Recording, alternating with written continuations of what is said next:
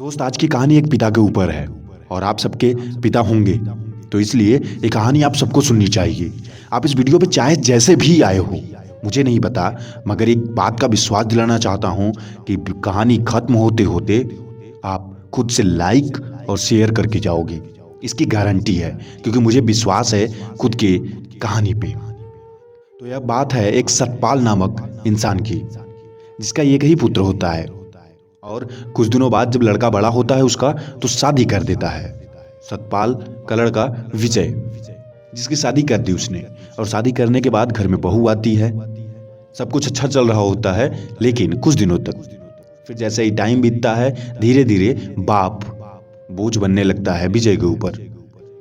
फिर धीरे धीरे झगड़ा शुरू होता है। पिता की हर बातें बेटे को बुरी लगने लगती है। मैं कहानी को जल्दी खत्म इसलिए कर रहा हूं क्योंकि अंत में समझ में आएगा आपको कि कहानी में ट्विस्ट क्या है। एक मजेदार सी बात पता चलेगी और फिर आपको फील होगा कुछ अंदर से। टाइम बीत रहा है, पिता पुत्र का रिश्ता कमजोर हो रहा है क्योंकि बहू आई है।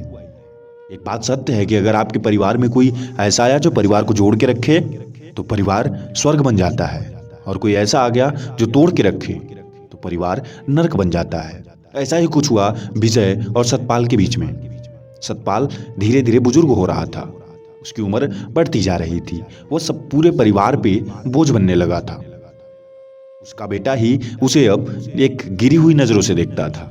न जाने ऐसा क्यों हो रहा था, सतपाल को भी समझ में नहीं आ रहा था। जिस बेटे को उसने बचपन से अभी तक इतना पाला हो, इतना प्यार किया, वो अब इसे कुछ भी नहीं समझ रहा था। मगर क्या पता भविष्य में क्या होने वाला था, यह सतपाल को भी नहीं पता था। धीरे धीरे समय बीता और उसकी जो बहू थी, यानी कि विजय की पत्नी, धीरे धीरे उसको ऐसी बातें बताने लगी कि मंजर यहाँ तक आया कि वृद्धाश्रम छोड़ने तक की बात हो गई। और एक दिन विजय अपने पिता को वृद्धाश्रम छोड़ने के लिए ले भी गया।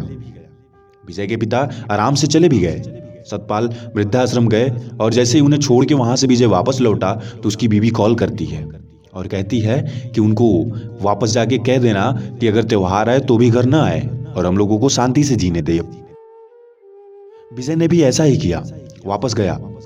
लेकिन जैसे ही अब वृद्धाश्रम जाता है, वहां देख करके वहां का मंजर चौंक जाता है।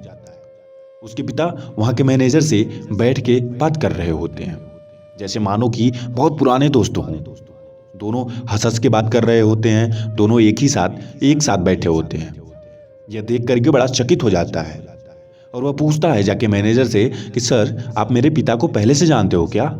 उन्होंने कहा हाँ। तो पूछता है आप कब से जानते हो? तो उन्होंने कहा तब से जब से तुमको यहाँ से लेकर गए थे। यानी कि जो विजय था वह सतपाल का खुद का लड़का नहीं था, उसे उन्होंने अनाथालय से ही उठा के लाया था, और आज वही लड़का उन्हें फिर से अनाथालय भेज दिया।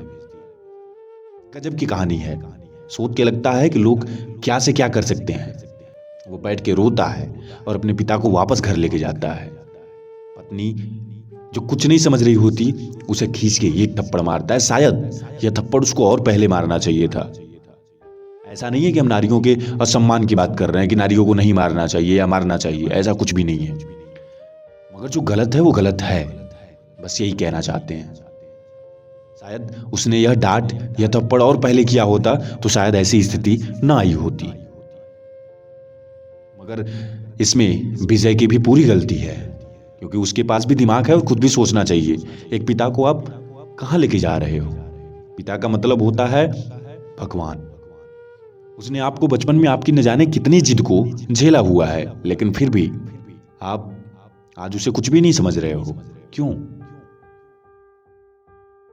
जैसे आपने बचपन में अपने पिता से जिद किया होगा एक ही बात के लिए बार बार, और पिता ने उसे हंस के सुना होगा, पूरा किया होगा, वैसे ही आज आपका समय है पिता की हर बातों को पूरा करने का।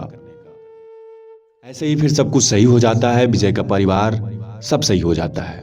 कहानी कैसी लगी आपको? कमेंट बॉक्स में जरूर बताइएगा।